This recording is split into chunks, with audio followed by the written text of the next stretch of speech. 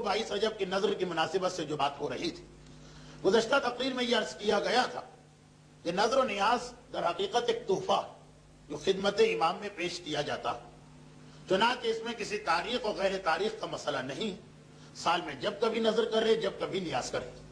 और यह भी यकीनी बात है कि जो कुछ भी आप इस अंदाज से मासूम तक पहुंचाते हैं, ये इसके बदले में आपके घर में बरकतें लेके तो जरूर आता।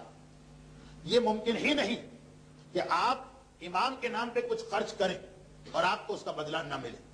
उस हदीस में एक चीज ये भी शामिल है, जो पैगंबर इस्लाम की एक हदीस में अक्सर पढ़ता हूं कि सुनो, नबी का काम कसमें खाना नहीं होता, मगर 3 चीजें ऐसी हैं जिसके लिए मैं कसम खाने को तैयार हूं। 3 खर्चे ऐसे हैं जिसके लिए मैं कसम खाने को तैयार हूं। नबी कसम नहीं खाता, मगर इन 3 चीजों के लिए कसम खा रहा कि अगर कोई ये 3 खर्चे करेगा तो आखिरत का जो अजर है वो तो महफूज रहेगा, दुनिया में भी उसे कम से कम 70 गुना होकर वापस मिलेगा। और उसमें पैगंबर ने चीज यही कही कि मुझ पर और मेरी आल पे किया जाने वाला खर्चा, तो ये नजर नियाज, ये हकीकत, ये हो ही नहीं सकता कि खाली एक रस्म और रवाज, चाहे हमें अंदाजा भी ना हो, मगर इसका जवाब जो बारगाह मासूमीन से आता वो बड़ी बरकत वाला आता।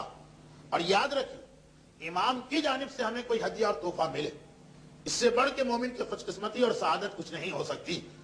वो वाकया भी आप याद करें कि इमाम की तरफ से कुछ मिले तो छोड़े, इमाम की तरफ से खाली जुमला सुनने को मिल जाए, इसकी खातिर इब्तिदाई अहद इस्लामी में लोग कितने जतन करते थे। यहां तक कि वो वाकया जो अगरचे फिक़ही एतबार से हराम है, लेकिन उस वक्त तक ये मसला नहीं आया था, चुनांचे पैगंबर इस्लाम उस आदमी की इस गलती को माफ भी किया और ये कह के माफ किया कि अमल गलत है मगर नीयत कितनी अच्छी।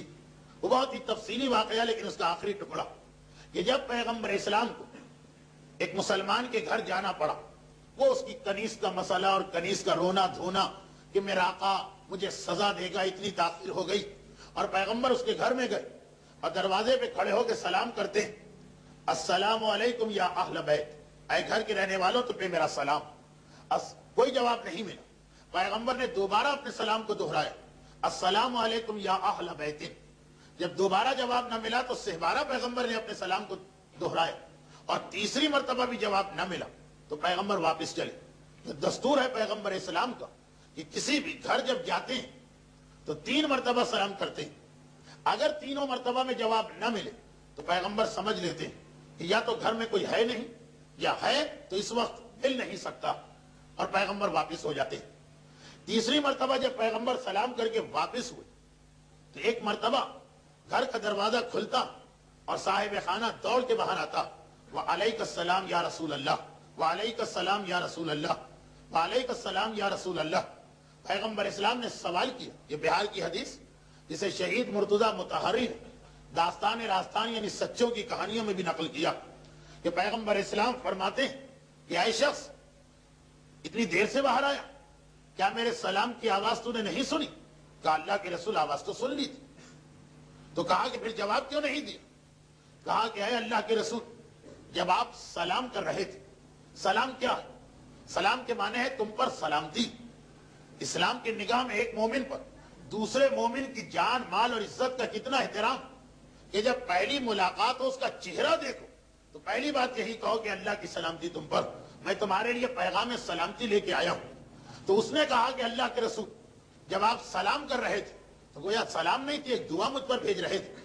मैंने सोचा कि अगर मैं पहली मर्तबा आपको जवाब दे दूंगा तो आप दोबारा सलाम नहीं करेंगे, और मेरा दिल चाह रहा था कि मुझे और मेरे घर वालों को आपकी तरफ से ज्यादा दुआ मिले। चुनांचे मैंने दोबारा आपका सलाम सुना, और फिर मैंने सोचा कि अगर मैंने जवाब दे दिया तो जो दुआ रसूल की जबान से मेरे घर में आ रही उसका सिलसिला रुक जाएगा। चुनांचे मैंने फिर इंतजार किया, तीसरी मर्तबा जो आपने सलाम किया ये तीसरी दुआ बनी।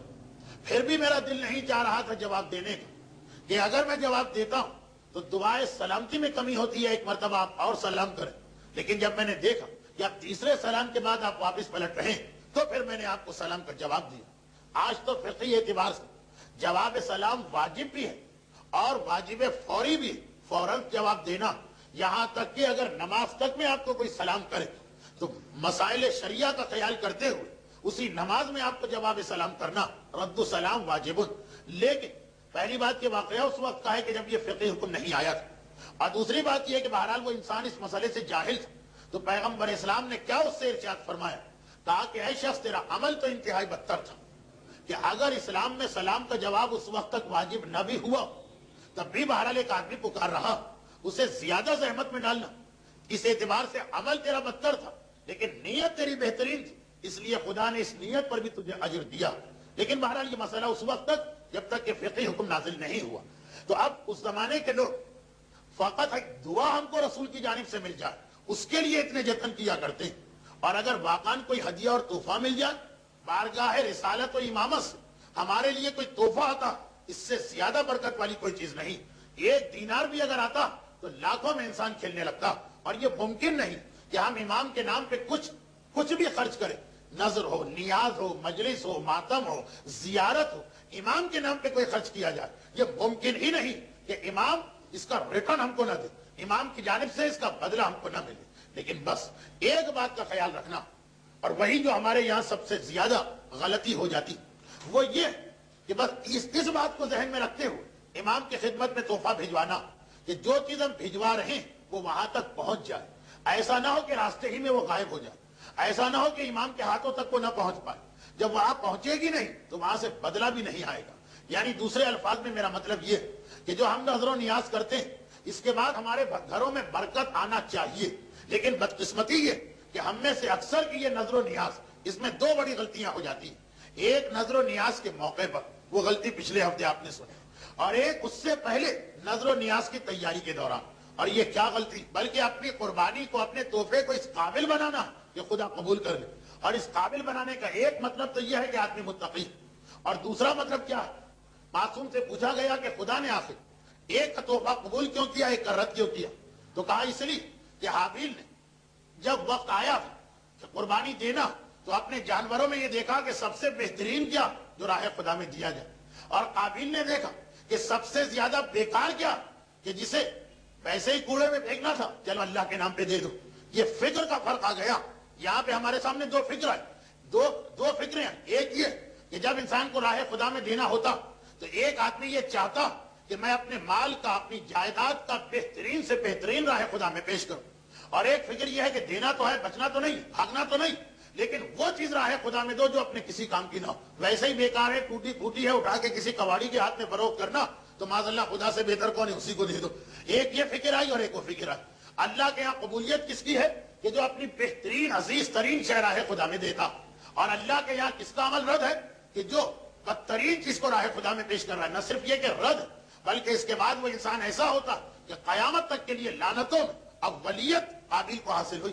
پہلی لعنت قابیل پہ آئی، جتنے بعد میں ملعون وہ بہرحال ہیں سب قابیل کے بعد، اولیت تو قابیل ہی کو ملی۔ اب دیکھیے یہی چیز ہمارے یہاں نظر و نیاز کرنا، مسجد میں، امام بارگاہ میں، کسی دینی کام میں، کسی عالم پر، کسی مدرسے پر، کسی طالب علم پر، یا ویسے ہی براہ راست امام کے نام پہ کچھ دینا۔ دو فکریں، دو اصول آئے ہمارے سامنے، ایک تو تقوی اور غیر تقوی، اور دوسرا اصول کیا آیا کہ بہترین شے کون دے رہا ہے اور بدترین شے کون دے رہا۔ اچھا بہترین اور بدترین کسے کہتے ہیں؟ یہ سوال لوگ کہتے ہیں کہ واہ آج کل ہم بہترین چیزیں دیا کرتے، پہلے زمانے میں لوگ وہ میٹھی ٹکیاں رکھ دیتے تھے نظر و نیاز میں کہ کھائی بھی نہ جائے، اب بریانی ہے، اب قورمہ ہے، اب حلیم ہے، اب ایک سے ایک ٹیسٹی، ایک سے ایک لذیذ، ایک سے ایک معاشرے کی پسندیدہ غذا اس کے اوپر لا کے رکھی جاتی۔ وہ پہلے زمانے کے معاذ اللہ سوکھے سوکھے دسترخوان سے کہ آدمی فقط چک کے اٹھ جاتا تھا، آج دنیا کی ہر نعمت کو لا کے رکھا۔ تو ہم تو حابیل کی سنت پہ چل رہے ہیں کہ اپنے مال سے بہترین بریانی پکاتے ہیں، اور بہترین مثلا کھچڑا، بہترین دال، جو کچھ بھی ہر چیز سپرلیٹو ڈگری والی تیار کرتے، ہم حابیل کی سنت پہ عمل کر رہے ہیں۔ جی نہیں، اس کا نام بہترین نہیں۔ بہترین اس کا نام نہیں ہے کہ آپ نے بجائے میٹھی ٹکیا کے مثلا بریانی تیار کر، یا کھیر کے بجائے کہ جو لوگ کم کھاتے ہیں مثلا گاجر کا حلوہ آپ نے لا کے رکھ دیا کہ جو لوگ زیادہ شوق سے کھاتے ہیں، یہ بہترین نہیں۔ بہترین اور بدترین کا معیار کچھ اور۔ حدیث امام پیش کرنے کے بجائے ایک واقعہ پیش کر دوں جو ایک ایسی شخصیت کا جو احادیث امام پر ہم سب سے زیادہ معرفت رکھتا تھا۔ یہ واقعہ آپ اکثر علماء سے سنتے، لیکن میری تقریر اس نقطے پہ آ گئی کہ غالباً اس واقعے سے بہتر کوئی واقعہ اس وقت ہو ہی نہیں سکتا کہ حابیل کی سنت یہ ہوئی کہ راہ خدا میں بہترین چیز دو، قابیل کا طریقہ یہ ہوا کہ جو چیز ویسا ہی سڑ رہی وہی اٹھا کے راہ خدا میں دے دو۔ مرحوم مولانا غلام عسکری صاحب علی اللہ مقامہ کا جملہ کہ میں اکثر مجالس میں پڑھتا رہتا تھا، مرحوم کہہ رہے کہ دیکھیے علم دین واجب ہے، علم دین لازم ہے، یہ واجب کفائی ہے۔ آپ اپنی اولاد میں سے کسی کو ڈاکٹر بناتے ہیں، کسی کو انجینئر بناتے ہیں، تو اسی طرح سے آپ کسی کو عالم بھی بنائیے۔ خیر معاشرے پہ کیا اثر ہو، ٹس سے بس نہیں ہوتا ہے معاشرہ۔ لیکن ایک دن ایک مرد مومن میرے پاس اپنے بیٹے کو لے کے آ گیا، کہا کہ مولانا میں آپ کی تقریر سن کے بڑا متاثر ہوا، اور یہ میرا بیٹا حاضر ہے آپ کے لیے، جو آپ کا مدرسہ ہے داخل کیجیے اور اسے عالم بنائیے۔ مولانا کہتے بڑی خوشی ہوئی، کسی پہ تو اثر ہوا میری بات کا۔ اگر ایک مرتبہ پوچھ لیا کہ بہرحال کس چیز نے آپ کو سب سے زیادہ شوق دلایا کہ اپنے بیٹے کو عالم بنا، تو اس کا جواب کیا تھا؟ خیر اس کا جواب تو جو کچھ ہو میں اپنے الفاظ میں یہ کہہ رہا ہوں، اس کا جواب کیا تھا؟ مولانا پوچھ رہے ہیں کس چیز نے آپ کو شوق دلایا، کس چیز نے آپ کو انکریج کیا کہ آپ بیٹے کو عالم بنا؟ کیا جواب ہوگا؟ ثواب۔ کیا جواب ہوگا؟ عالم کی اہمیت۔ کیا جواب ہوگا؟ امام کے یہاں جو مرتبہ ہے ایک عالم اور اس کے گھر والوں کا۔ لیکن ایک جواب کیا تھا؟ بیٹے کی نالائقیت۔ اتنا نالائق بیٹا تھا جس نے مجبور کر دی کہ مولانا میں نے اس بیٹے کو ہر لائن میں ڈالا، پڑھانا چاہا تو پڑھنے سے انکار کیا، کام سکھانا چاہا تو کام کرنے سے انکار کیا، کسی لائن میں یہ فٹ نہیں ہو رہا تو میں نے سوچا کہ اس کو عالم ہی بنا لو، کسی نہ کسی طرح اپنا گزارا کر لے گا۔ یہ طریقہ جو مولانا نے ایک واقعہ سنایا، جو وہی میں کہہ رہا ہوں طریقہ قابل، کہ جو چیز بالکل بیکار ہو بھیجو، اور حابیل جو بہترین سے بہترین، آپ کے خیال میں آپ کی اولاد میں جو سب سے بریلینٹ، جس پر آپ کو سب سے زیادہ بھروسہ، جس پر آپ کو سب سے زیادہ یقین ہے کہ خاندان کا نام جو ہے وہ چمکا دے گا، وہ پیش کیا جائے بارگاہ الہی میں کہ پروردگارا بہترین میری اولاد ہے، اس لیے تیرے راستے میں پیش کر رہا ہوں۔ یہ تو خیر ایک ضمنی بات آ گئی، لیکن اس اصول کی بات نظر و نیاز کی روشنی میں کہ اگر ہم یہ سمجھیں کہ اچھے باورچی کا ہاتھ لگنے سے، اگر ہم یہ سمجھیں کہ لذیذ غذا تیار کرنے سے ہمارا دسترخوان جناب حابیل کی طرح سے بہترین بن گیا، تو یہ غلط۔ کیونکہ پہلی بات تو یہ، بس یہی آخری جملہ، کہ جسے آپ لذیذ ترین سمجھ رہے ہیں، ہو سکتا ہے ہمیں اور آپ کو لذیذ ترین لگے جو آئے، مگر یہ دسترخوان تو امام کے لیے جا رہا، امام اس کو لذیذ ترین سمجھ رہے ہیں یا نہیں؟ امام کے یہاں لذت کا معیار کیا؟ امام کے یہاں بہترین کھانے کا معیار کیا؟ بریانی امام کے یہاں بہترین کھانا نہیں، قورمہ امام کے یہاں بہترین کھانا نہیں، یہ جملے امام کے یہاں بہترین کھانا نہیں کہ کیا پکایا تھا کہ لوگ انگلیاں چاٹتے رہ گئے، یہ امام کے یہاں معیار نہیں۔ امام کا معیار بہلول دانا سے پوچھے، بہت مشہور واقعہ، لیکن اس سے اندازہ کہ امام کے یہاں بہترین غذا کسے کہتے ہیں کہ پھر وہ قبول ہو۔ اور اس کی مزید کچھ وضاحتیں آئندہ ہی ہوں گی، آج تو وقت نہ رہا درس میں۔ بہلول دانا، وہ دانا کہ دنیا ان کو دیوانہ سمجھ رہی، مگر صاحبان معرفت جانتے ہیں کہ اس دور میں معصوم کے شاگردوں میں ان سے زیادہ دانا کوئی نہیں۔ ہارون سے اکثر ان کے مذاق چلتے رہتے ہیں، بعض علماء نے لکھا بھی ہے کہ یہ ہارون کے چچا زاد بھائی تھے، ذرا دور کے رشتے سے، لیکن بہرحال خاندان کے افراد میں سے ایک فرد تھے۔ بہلول دانا شہر سے باہر ویرانے میں بیٹھے، پرانا زمانہ جہاں شہر کا کوڑا کرکٹ ڈسپوز آف کرنے کا ایک ہی طریقہ تھا کہ شہر سے باہر وہ مزبلہ بنایا جاتا ہے، کوڑا گھر، اور پورے شہر کا کوڑا لا کے وہاں ڈال دیا جاتا، سڑتا ہوا کوڑا، پیٹ پھٹے ہوئے جانور، مردار جانور، اور غرض یہ کہ ہر قسم کا کوڑا۔ بہلول وہاں بیٹھے، ہارون کے یہاں کسی کی دعوت تھی، چنانچہ بہترین کھانے پکائے گئے۔ شاہی باورچی سے کہا گیا کہ آج دعوت والے کھانے پکانا، اس نے بھی بہت محنت کے ساتھ بہترین کھانے پکائے۔ خلفاء کا ایک خاص طریقہ کار ہمیشہ رہتا، بلکہ ہر بادشاہ کا ایک خاص ڈش تیار ہوتی ہے فقط بادشاہ کے لیے، اور وہ ڈش جو ہے اصل میں ایک قسم کا وہ پریسٹیج میٹر ہوتی، یعنی بادشاہ، صرف بادشاہ اس کو دسترخوان پہ بادشاہ کے لیے مخصوص ہے، اور اگر بادشاہ اس میں سے ایک آدھ لقمہ کسی کو دے تو یہ گویا اس کے لیے ایک بڑی عزت، ایک آنر ہو گیا۔ جیسے آج کل کسی کو میڈل ویڈل دیے جاتے ہیں، وہ ایک لقمہ ایک عزت ہو گئی کہ بادشاہ مجھے اتنا بڑا اعزاز دیا، ایک لقمہ۔ آج بھی دسترخوان پہ سارے کھانے سجائے گئے اور وہ اسپیشل ڈش بھی لائی گئی، طعام شاہی۔ خیر کھانے کے دوران جو مہمان آئے تھے سب کے سب وی آئی پیز تھے، ان میں سے ایک یا دو کو ہارون نے ایک ایک لقمہ اس میں سے دے دی، جو اب آج کل کی اصطلاح میں سارا دسترخوان وی آئی پیز کا تھا، مگر یہ لوگ وی آئی پیز تھے، چنانچہ ایک ایک لقمہ ان کو دے دیا گیا۔ تو یہ 2 یا 3 آدمی تھے کہ جن کو بہرحال یہ لقمے ملے، اور باقی اگرچہ سب مہمان چنے ہوئے مہمان سلیکٹڈ پرسنالٹیز ہیں، سب کے سب بہرحال معززین میں سے ہیں، لیکن تحفہ کسی ایک یا دو کو ملا۔ کوئی ایسی بات نہیں، سب کو پتا کہ بادشاہ کا یہ تحفہ تو کہیں ہزاروں میں کسی ایک کو ملتا ہے۔ دسترخوان ختم ہوا، ہارون کو یاد آیا، کہا کہ بہلول بہت دنوں سے نظر نہیں آئے، پہلے تو ہر صبح و شام ایک چکر لگتا تھا، اکثر دسترخوان کے قریب بھی ہوتے تھے، لیکن کئی دنوں سے نظر نہیں آئے، کہاں ہے بہلول؟ اپنے خاص نوکر کو بلایا، نوکر تو نہیں کہیں گے، آج کل کی اصطلاح میں ہوگا مثلا پرسنل سیکریٹری، اس کو بلایا اور کہا کہ یہ جو میرے لیے خاص کھانا تیار ہوا تھا جاؤ جا کے بہلول کو دے دو۔ بادشاہوں کا مزاج ایسا ہی ہوتا کہ جیسا کہ سعدی نے گلستان میں لکھا کہ کبھی ان کو گالی دو تو وہ خلت دیتے اور کبھی سلام کرو تو گردن کٹوا دیتے۔ بادشاہ کے مزاج کا کوئی بھروسہ نہیں، جاؤ بہلول کو دے دو۔ سارا دربار ایک مرتبہ حیران ہو گئے، ایک لقمے کے لیے لوگ مرتے ہیں اور یہ پوری ڈش بہلول کے پاس جا رہی۔ شاہی قاعدے کے مطابق وہ بادشاہ کا خاص اسسٹنٹ یا پرسنل سیکریٹری اس پیالے کو اپنے سر پہ رکھ کے چلا، احترام عزت، اور تلاش میں نکلا بہلول کی۔ لوگوں نے کہا کہ وہ تو ہمیں کئی دنوں سے کھنڈر میں نظر آ رہے ہیں، وہ جو شہر کے باہر کوڑا گھر وہاں بیٹھے۔ پہنچا خیر وہ غلام خاص، دیکھا کہ واقعاً بہلول وہاں پہ۔ ایک مرتبہ بہلول سے کہا کہ بہلول مبارک کھڑے ہو جاؤ۔ بہلول نے کہا آخر کیوں کھڑا ہوں؟ کہا کہ تمہارے لیے بادشاہ کا خاص تحفہ آیا، شاہی تحفہ تمہارے لیے آ رہا، اور یہ خاص غذا ہے بادشاہ کی جو تمہیں دی گئی۔ بہلول نے اشارہ کیا ہر کوڑا گھر پہ کتے تو ہوتے ہی ہیں جو ہڈیوں پہ جھگڑا کر رہے ہوتے، کہا کہ جا کے ان کے سامنے ڈال دو۔ تو غلام تو اس پرسنل سیکریٹری کو یقین نہیں آ رہا، بہلول پاگل تو ہے لیکن اتنے بھی پاگل کیا ہوں، یہ شاہی تحفہ اس کا ایک چمچہ کسی کو مل جائے تو اس کے پورے خاندان کے لیے فخر کا موقع۔ ہمارے خاندان میں بادشاہ نے ایک چمچہ بھجوایا تھا شاہی تحفے کا، اور یہاں پوری ڈش مل رہی اور کہہ رہے کتے کے آگے ڈال دو۔ بہلول کو ہوا کیا؟ کہا بہلول یہ کیا کہہ رہے ہو، تمہیں پتا نہیں یہ خلیفہ ہارون رشید کا خاص الخاص کھانا ہے؟ تو بہلول کا جواب کیا تھا یاد کیجئے، آپ نے واقعہ تو 25 دفعہ سنا۔ کہا کہ اتنا شور نہ مچاؤ، آہستہ بولو، اگر کتوں نے سن لیا تو کتے بھی اس کو نہیں کھائیں گے۔ اچھا یہ جو کچھ بھی بہلول نے کہا بہت بڑا فلسفہ، بہت بڑا فلسفہ۔ یہ ظالم حکمران، اس کا مال حرام سے تیار کردہ غذا ہمیں اور آپ کو کتنی ہی لذیذ کیوں نہ لگے، لیکن جس کو اس کی حقیقت پتا ہو کہ یہ حرام والی غذا وہ اتنی نجس، اتنی بدبودار، ایسی گھناؤنی، ایسی قیاور ہوتی کہ واقعاً کتوں کو بھی اگر پتا چل جائے کہ یہ مال حرام تو وہ بھی اس کے قریب نہ پھٹکیں اگر وہ مکلف ہوتے، اگر ان کے پاس اتنا احساس ہوتا۔ بہلول بتا رہے ہیں کہ جسے تم بہترین غذا سمجھ رہے ہو چونکہ مال حرام سے تیار شدہ، تو میری نگاہ میں تو یہ کتوں کے قابل بھی نہیں، کتوں کو بھی دھوکہ دے کے کھلایا جا رہا۔ تو اب اگر ہم نے بہترین نظر و نیاز تیار کی، واہ واہ کیا کھانا ہوا ہے آج، کیا دسترخوان تھا فلاں صاحب کا۔ اب تو باقاعدہ یہ 22 رجب کے کنڈے یا اور دوسرے مواقعوں پر ٹینٹ لگتے ہیں، سڑکیں گھیری جاتی ہیں، باقاعدہ بیرے آتے ہیں سرو کرنے کے لیے، بڑی بڑی میزیں ہوتی ہیں، دیگیں۔